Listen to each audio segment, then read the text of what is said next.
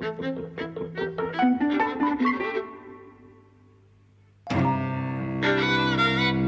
and welcome to Eavesdropping at the Movies. I'm Mike. And I'm Jose. And we've seen The Last Duel. Yes. Directed by Ridley Scott. Written by Matt Damon, Ben Affleck and Nicole Holofcener. And it's a story that's told in 3 chapters, and from what I understand, each writer took control of 1 chapter each. Oh, I didn't realise that. I knew nothing about this before we saw it. We'd seen the trailer and I don't think it really seemed to explain much, and it's well, it obviously didn't, because I didn't even know this was a story told in 3 parts. And I didn't know that either. This film is kind of Rashomon in that it tells a story 3 times from 3 different perspectives.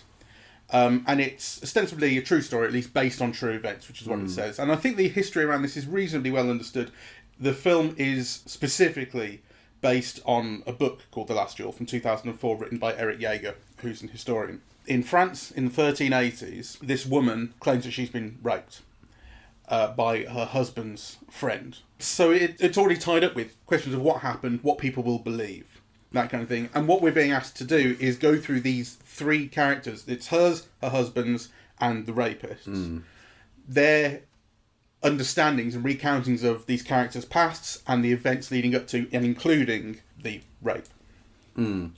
I liked all of that very much, I must say. The most difficult bit for me was the first bit, the Matt Damon bit, because he plays a kind of a stolid... he plays a Matt Damon character, in fact. Yeah, like, kind of salt of the earth, like, decent. And I thought he lacked the heroic... He seemed too old, too stocky, the costume seemed to box him, So I thought... I initially thought he was miscast, and then as the film carries on, the character and his performance become more and more interesting. I was reading, the Richard Brody review that you were reading, so at least, we could share that. And one of the things that he says is that all the men in the film are horrible, and I disagree with that.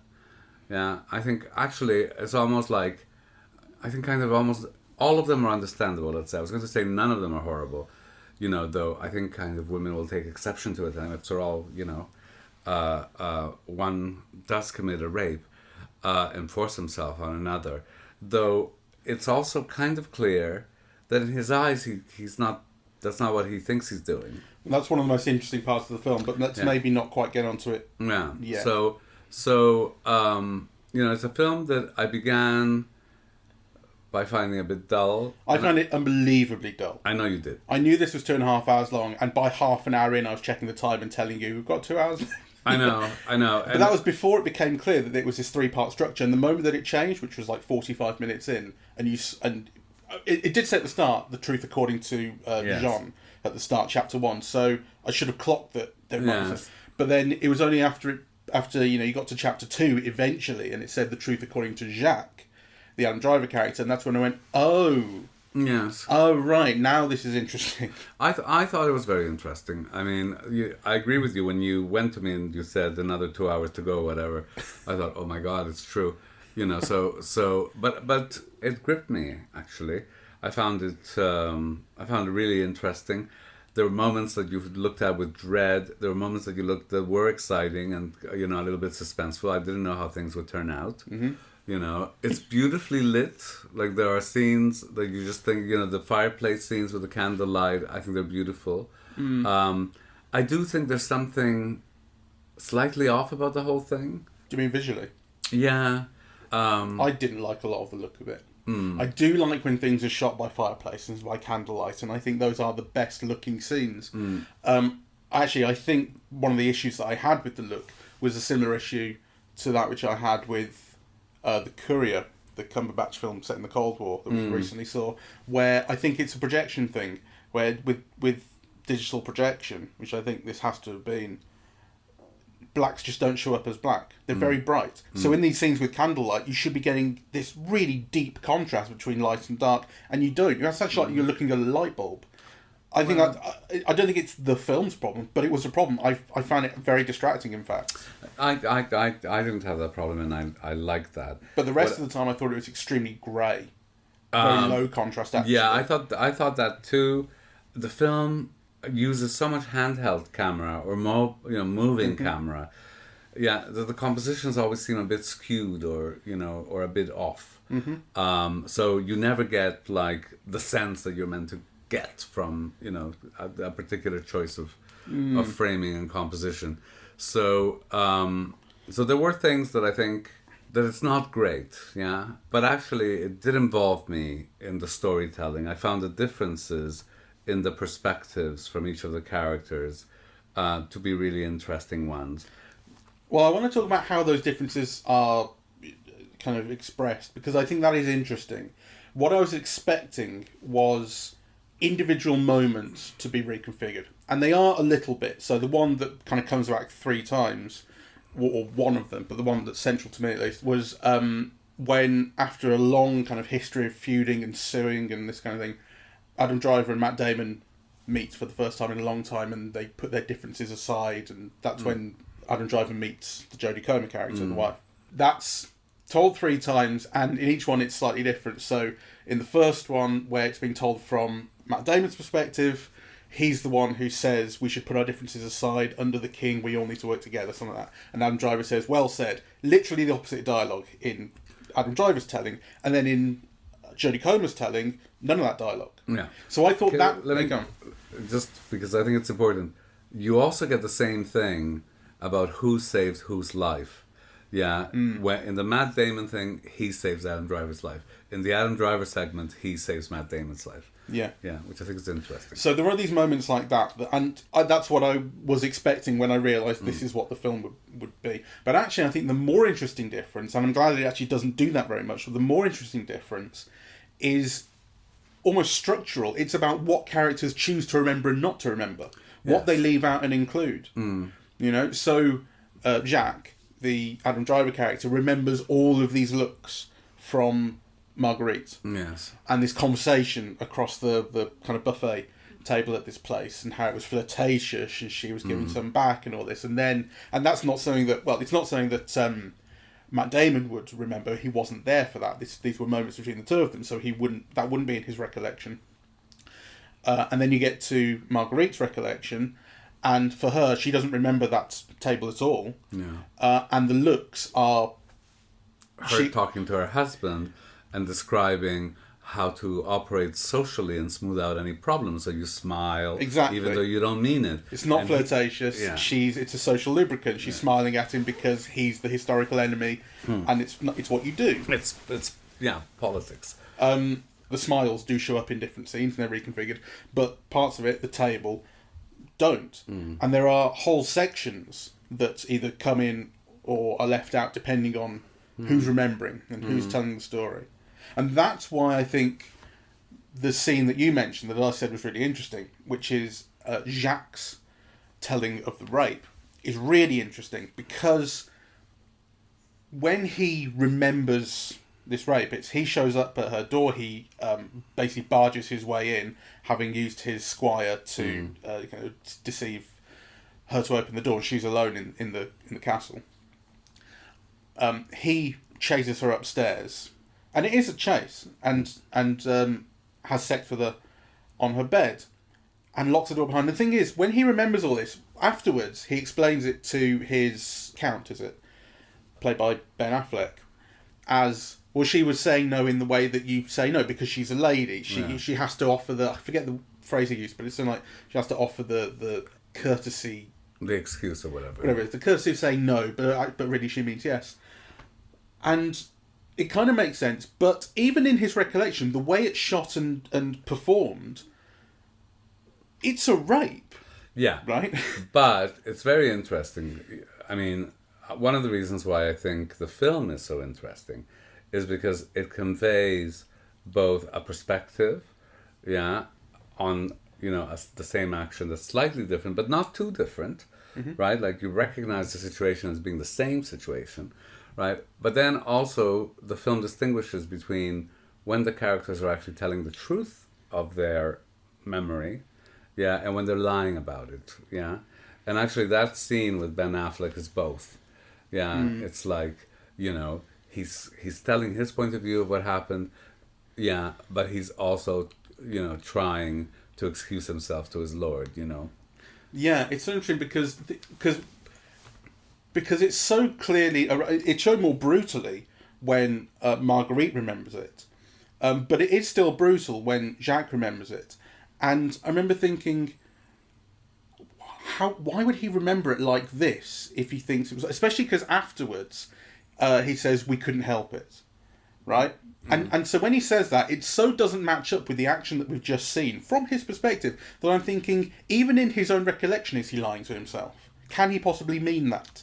Can he possibly interpret what we've just seen? I think you're meant to think that, though. Yeah. Yeah, so you're meant to think that he is lying to himself, but also that he believes it, that it's the only way to rationalize his actions to himself. Yeah.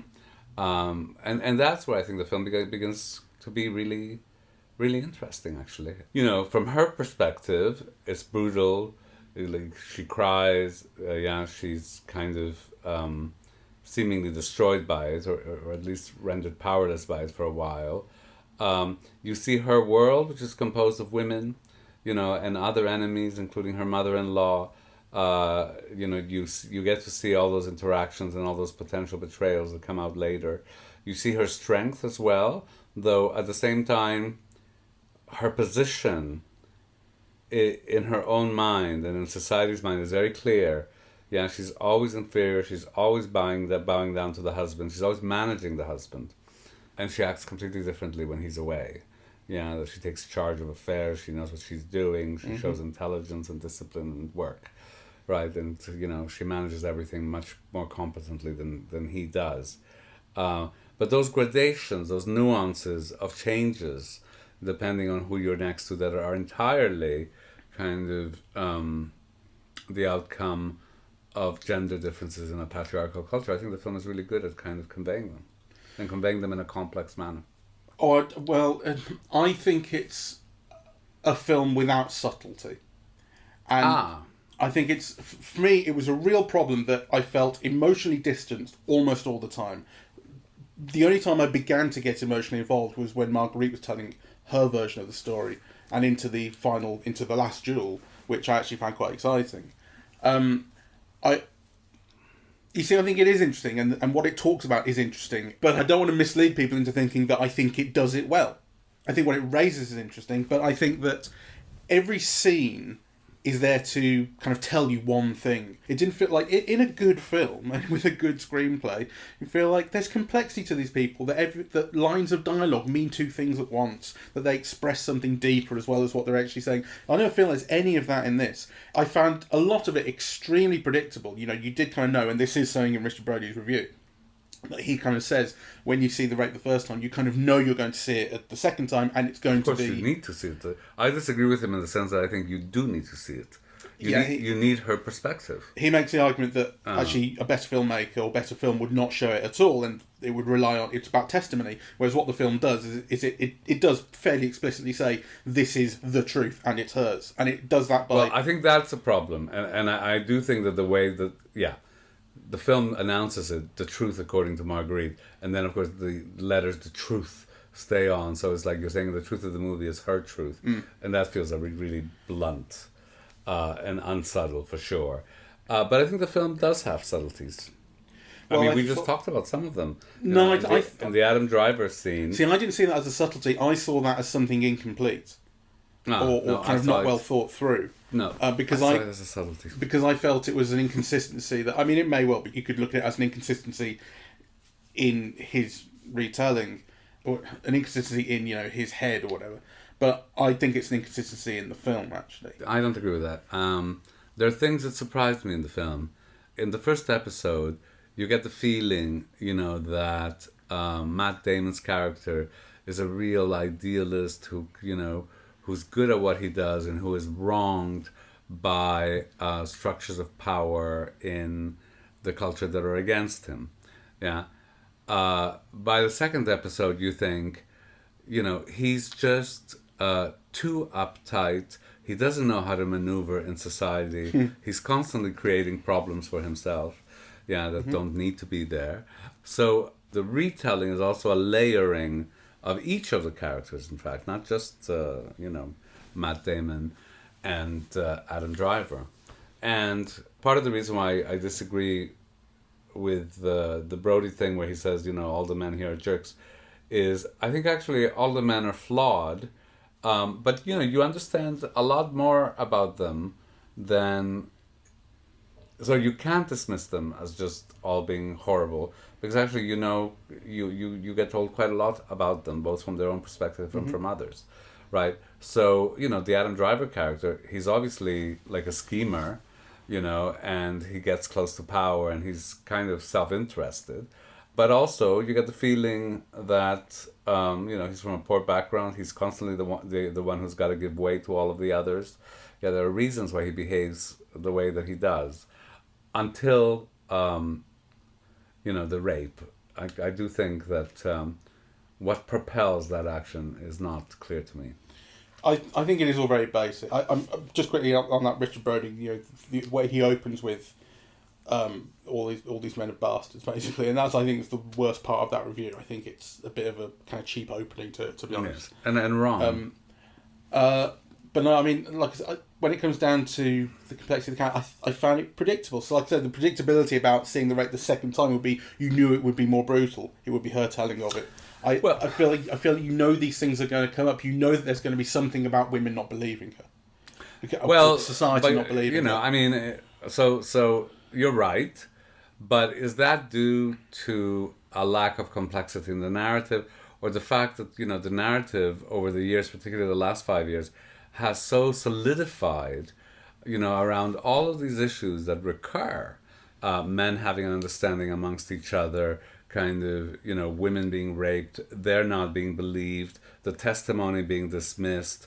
Yeah, all of that is like, a recurring pattern from the 14th century to the present. It would be odd if the film didn't follow that. I know what you mean, but I think that there's no intelligence in just following that. I want to see something more complex. I want to see something more challenging. I want to see something that's more interesting, that takes a risk, that doesn't just follow. Basically, the fact that you can take this narrative that we've been seeing for the last few years as these various cases and allegations come out, and the story always goes the same way. The fact that you can take that and put it in this medieval context and go, look, it's just like back then. It's not that clever. It doesn't say it's just like back then, because the film makes it very clear that the woman has no recourse, because actually, as far as the law is concerned, nothing has been done to her. It's the husband who has recourse because his property has been damaged. Yeah. Yes, that's a difference. So, that is a major difference.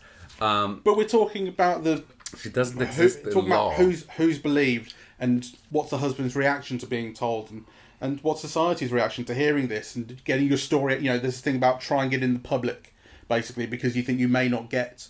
Actually, it's trying it in public. It's spreading the story around so that they can get their day in court, because the story has to be handled. But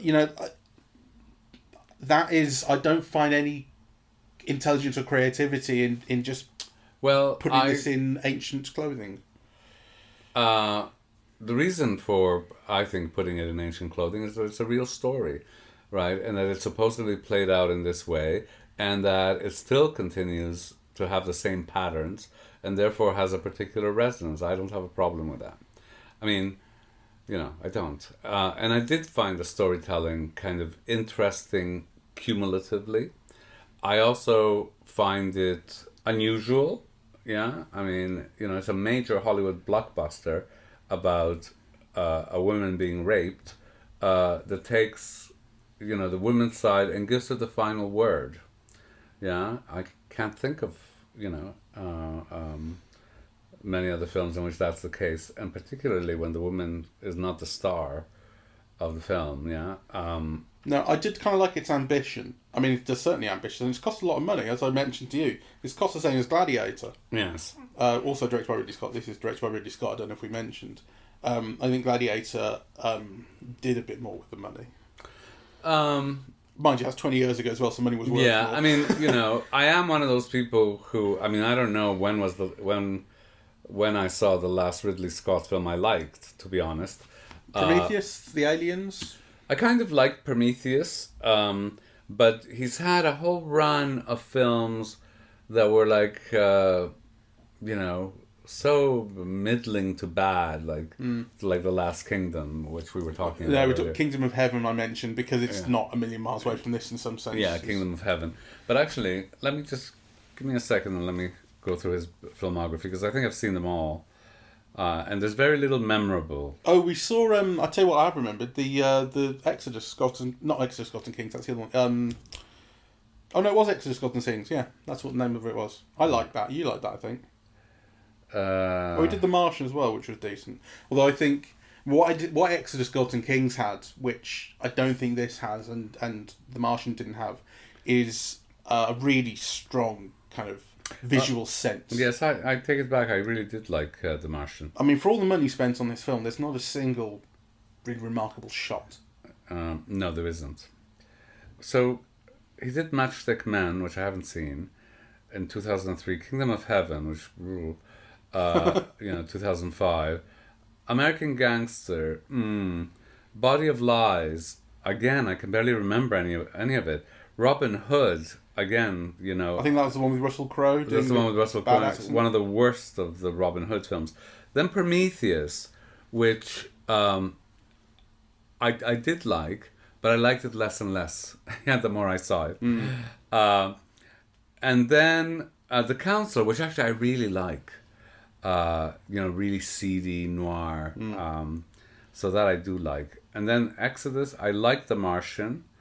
I don't even remember Alien Covenant. Alien Covenant was the one where they worked out this brilliant special effect where Michael Fassbender could hand stuff to himself in one shot because he had it was like a robot thing, and he thought that's the whole film is about it. Oh, and also I think an alien chases them into the ship at one point. That was quite exciting. If you look at those titles and you compare his run of, so if that's covered 20 years, if you take the first 20 years and you take The Duelist and Alien, Blade Runner, even Legend, Someone to Watch Over Me, Black Rain, Thelma and Louise, it's just like not bloody comparable, is it? Like something's happened. To think about this film, to go back to The Last Duel, I did kind of think imagine had this film been fully written and directed by a woman. It feels like it's been made by someone who is on nodding terms with the ideas involved and with the stories that this is based on and the narrative that it's based on, maybe I should say. That actually it doesn't feel rich and complex as I wanted. This is like this is a very ambitious rape revenge story told from different perspectives. I wanted something much richer than I thought I got. Yeah, I don't know. I mean, you're right, I would have liked to have seen it directed by a woman as well. You, I'm sure, would have gotten something very different. I think it's significant that Nicole Holsefner... Let me just check. I wasn't familiar with it, but you knew her name. Nicole Holofcener. Wrote it, and it was interesting that you said she wrote her story. Yeah, the woman's story. The woman's story, yeah. From what I understand. Yeah. So I think that's all very interesting, and you could see how that added to the film. I mean, I don't want to go, on the, and a life or death struggle to defend the film because, I don't think it's any great masterpiece of the cinema. I'm just saying I found it a lot more interesting than I thought I did. There are things that are really surprising and fresh and interesting. I loved the acting of the king, whoever the young actor is.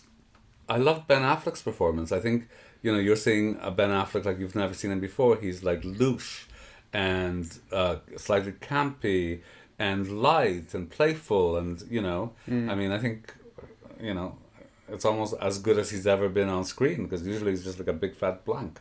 Do you think so? Yes, I do. I loved the performance of Matt Damon's mother, though she's always great. Harriet Walter. Yeah, she's wonderful. And she's got like this, wonderfully interesting face. There's a wonderful shot of her, photographed in profile, that is just really striking.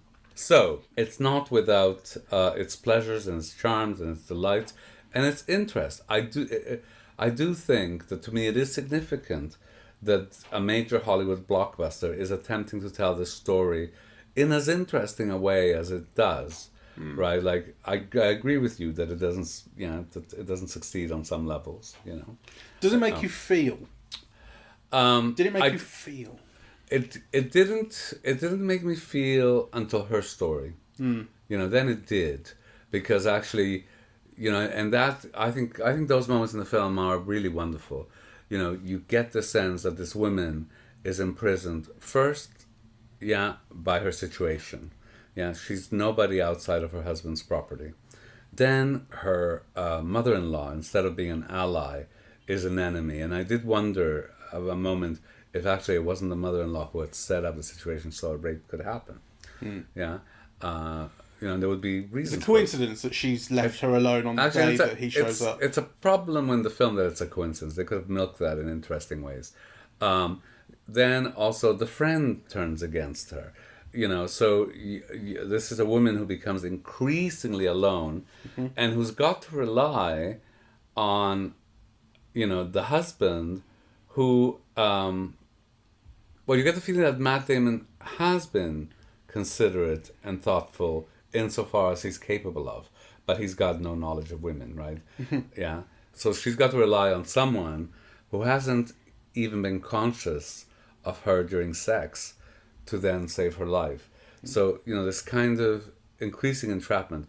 And actually, I was anxious and feeling for her even after they succeeded and left, because I did wonder what's going to happen when they get home. And I think that this is where the film's failings begin to come in, because again, that could have been something very interesting. Why doesn't he believe Adam Driver?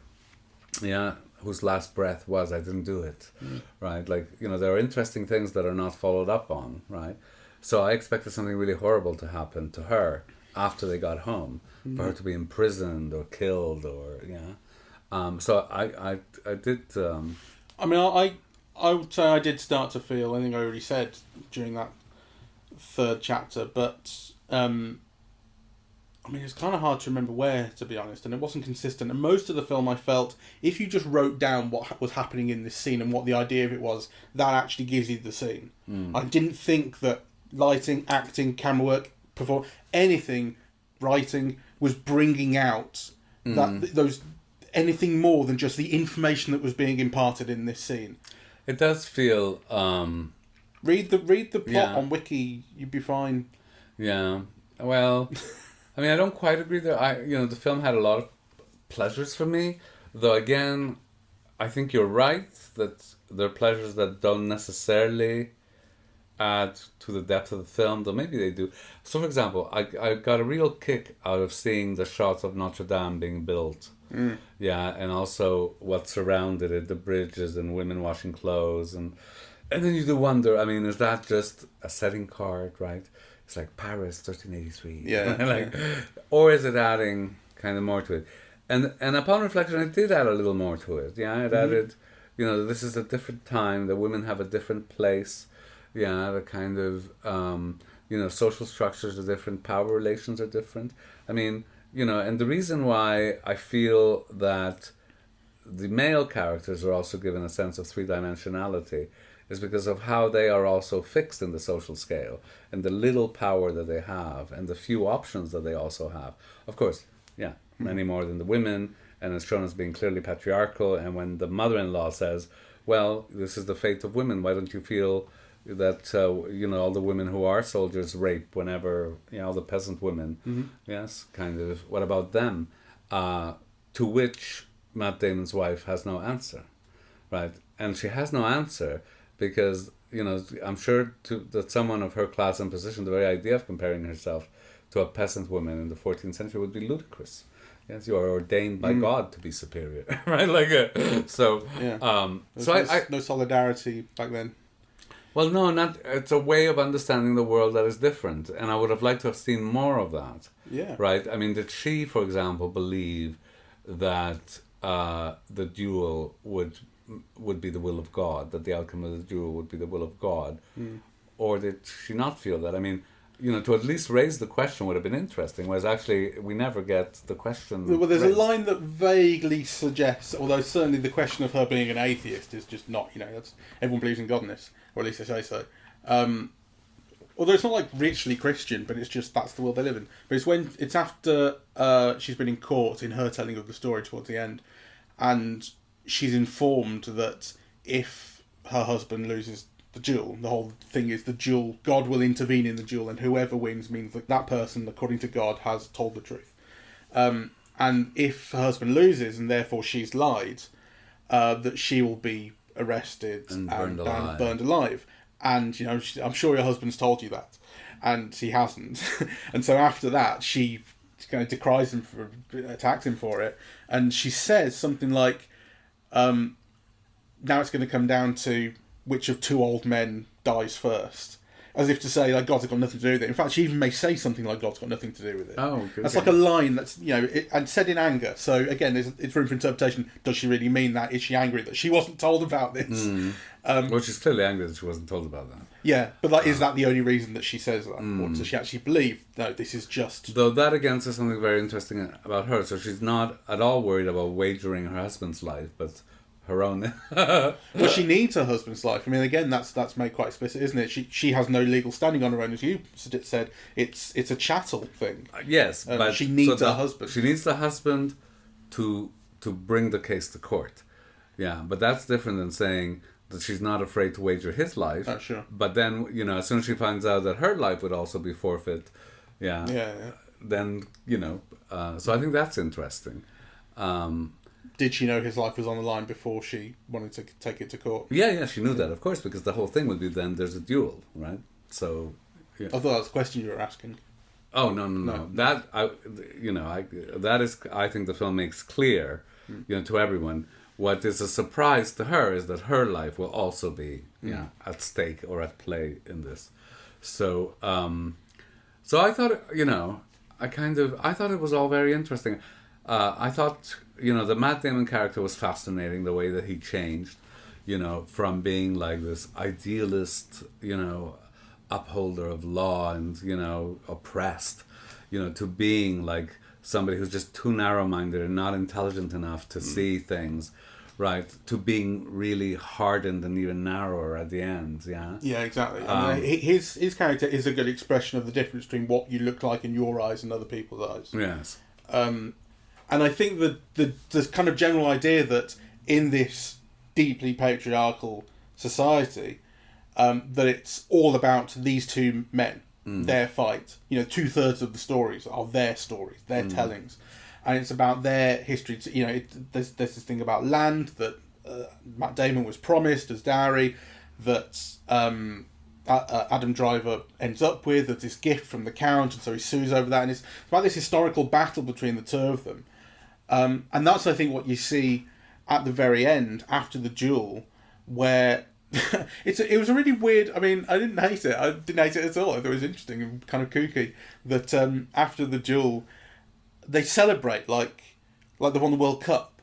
Right? And I was thinking, like, what if you win the World Cup and then you bring your wife out as that, and like, I've won the World Cup, therefore she's telling the truth about being raped. Yeah. Very weird, but that's kind of how it is, right? They get on these horses, there's like almost a procession, essentially, out with these crowds cheering. Yes. Very odd. And then you see this look in her face. She's on the horse behind his.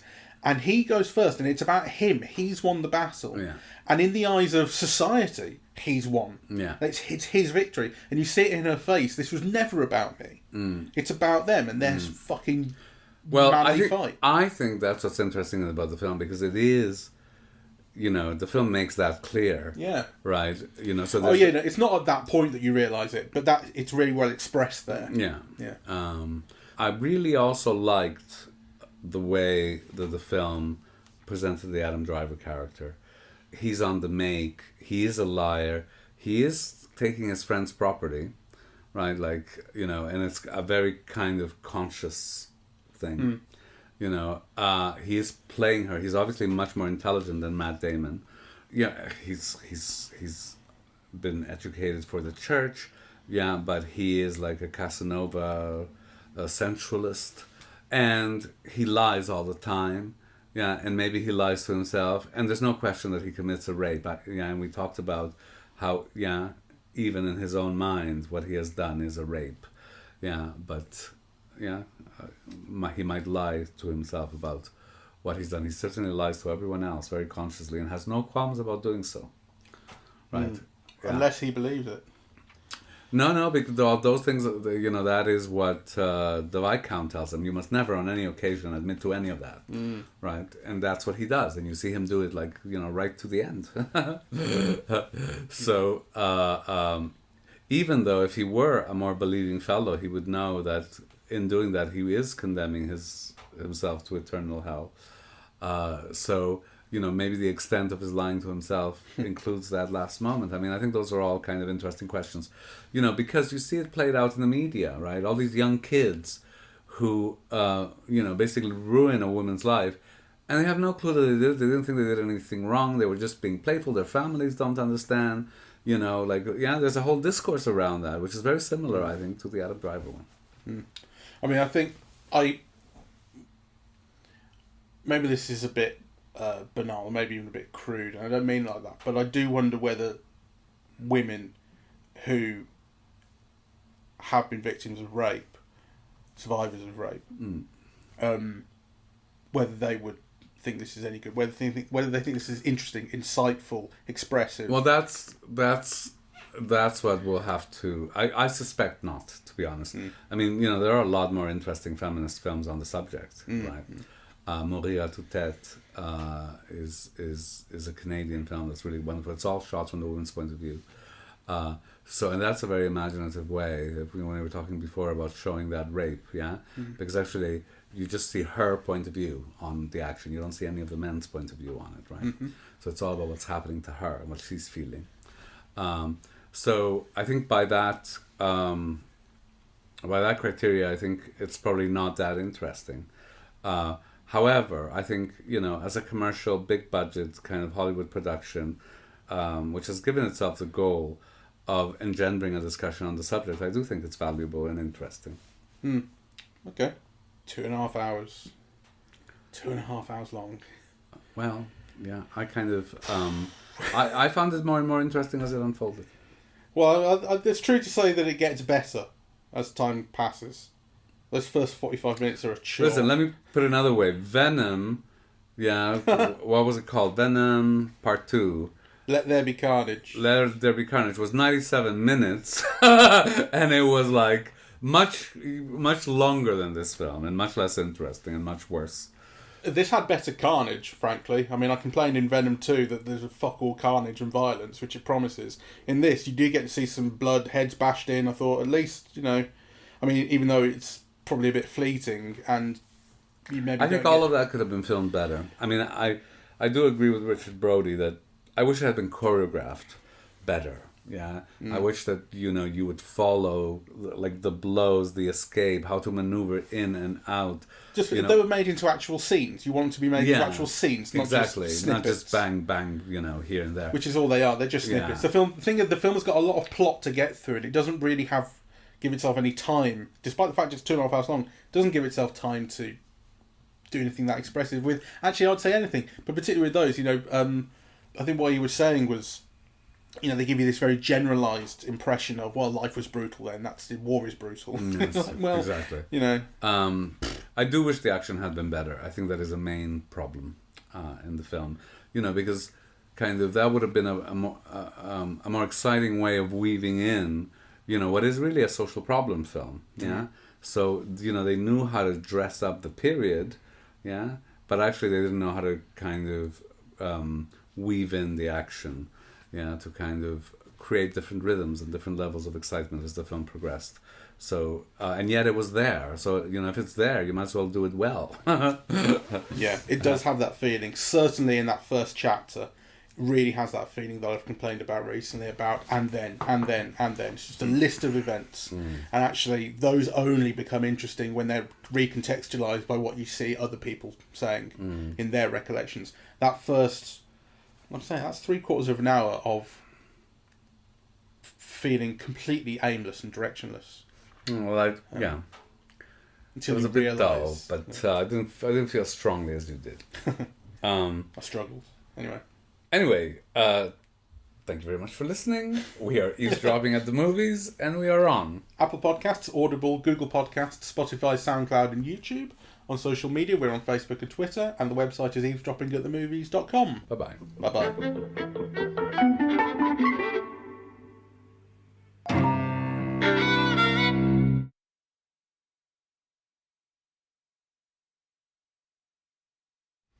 Good. I'm to have all these women, protesting. Maybe you should cut that out because none of the men are really bad. This brutal rapist. Well, I think the thing is that I think the most interesting thing that Richard Brody had to say in his review was right at the end when he talks about, we briefly mentioned, having to see the rape at all, and that a more ambitious and more interesting, better film would have not shown that, and it would have been about the story. Is she believed? Whereas the film that presents it as a truth, and then talks about people's recollections or people's interpretations or people's beliefs around it. I must say, I don't have any problem with that. It would be a very different film, essentially. I mean, the thing is, I think it comes down to like essential. The film is not interested. The story is not interested in questioning this woman. It presents it as a truth. Like, in the world we live in today, we're taking it as true, and then we're talking about the consequences. That I think you have to do. You have to take the woman's word as truth. Because we live in a world where 98% of reported rapes aren't followed up on, and they aren't prosecuted. So, I think that the film had questioned the woman's word on it. I think that would have been terrible in the present context. I think, to question the men's word on it is, kind of a logical kind of outcome of the situation that we live in, which is that it's rarely questioned, or that it's not questioned thoroughly, or that it's not questioned enough. So, but, as to the rest of Brody's comments, you do it that way and you're doing an experimental film.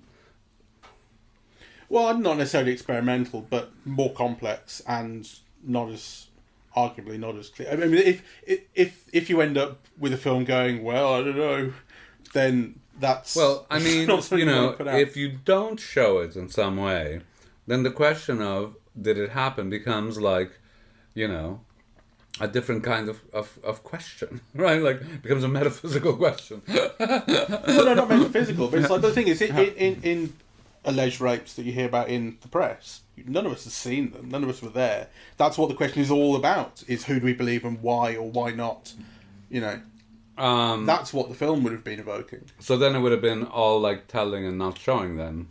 It would have been about kind of different witness accounts of just saying it. Well, it might have been something else, it might have been a courtroom drama. Maybe. I mean, I think there is something very uncomfortable about the showing of rape in a film about rape. Right? So, that... and the risk that it might turn pornographic or that it might be a turn-on, to some parts of the audience, which adds to the way that it's filmed here, because it's not exciting and it's filmed at a distance, right? They're trying to be respectful to the situation, and that adds to the dullness, I think. Well, filmed at a distance until you get into close-ups of her face, and there's like a key difference with the two showings of it where he imagines sort of some pleasure, and then she remembers screaming and crying. Yes. Yeah, and that's a close-up. Yes. So anyway, I think I'm glad of those that those differences were visualized. So, but yes, it is always a problem to show, and I'm not sure how to get around that. And it's very easy, for Richard Brody to say that, and then let's see it. I remember that I forget what the Jodie Foster film is called, but the one that she did, which she won the Oscar for, about the rape, obviously, that was heavily criticized. Was it eroticized? Was it a turn on? Yeah, it's always a problem. I don't remember that. My memory's bad about titles, but her first Oscar. The Accused? The Accused. 1988. That's right. I don't know it. Legal drama, my kind of thing. Well, and even in the legal drama where it's all about the telling, there also had to be the showing. Though it was considered incredibly problematic, that showing. So I won't watch it at work then. anyway, let's wrap it up. Well, we have wrapped it up. Yeah. So I'm trying to get out on a laugh. wrong film. Can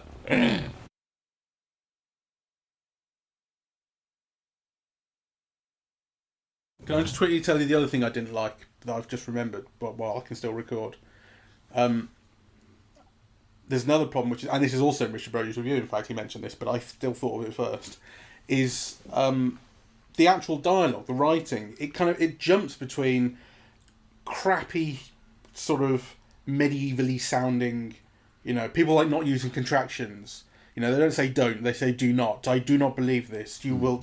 There's all this kind of shit. It's like and then it jumps into something quite modern sounding sometimes. Ben Affleck breaks out the F word a couple of times.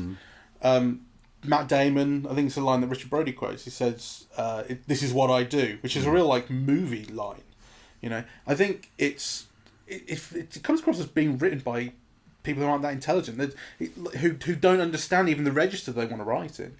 I found that a real problem. If it had chosen one, I wouldn't have liked it to have chosen and stuck with the ye olde English type, because I think it's staid and silly and doesn't come across well. If they'd chosen actually just like modern talk, a modern register, I think it might have worked. I was thinking about, in relationship actually, I was thinking about the Death of Stalin, which was very consciously about not only kind of modern talk, but also different accents and things. Like here, it's a real mishmash of English and American accents, even though it's medieval France. And at one point for one line, there's a French woman who speaks. It's the Count's wife, remember? It's like, a French accent in France. How novel. But I didn't mind just the mishmash. Just go with it, right? Let the actors speak in their accents, their normal accents. If they'd let them speak in a kind of just regular speech too, I really wouldn't have minded that. I think it might have benefited the film. I didn't mind it. I didn't mind it at all. I'm sorry that it was a problem for Richard Brody, but it wasn't a problem for me. I certainly have seen many, many films this week alone that have much worse dialogue or more to complain about in relation to dialogue than this film. So that there's the odd anachronism is something I frankly don't care about. Well, I wanted more anachronisms, that's what I mean. I suppose when I'm saying the old dialogue, I suppose that is anachronistic too, because I think it's badly done and quite silly. I would just like it to have been consistent, and it felt like it hadn't been thought about, really. No, I think it had been thought about, and I think this is what their conclusion was. And I think it's perfectly fine. That's the least of the film's problems for me. It's one of the ones I noticed. Well, good for you.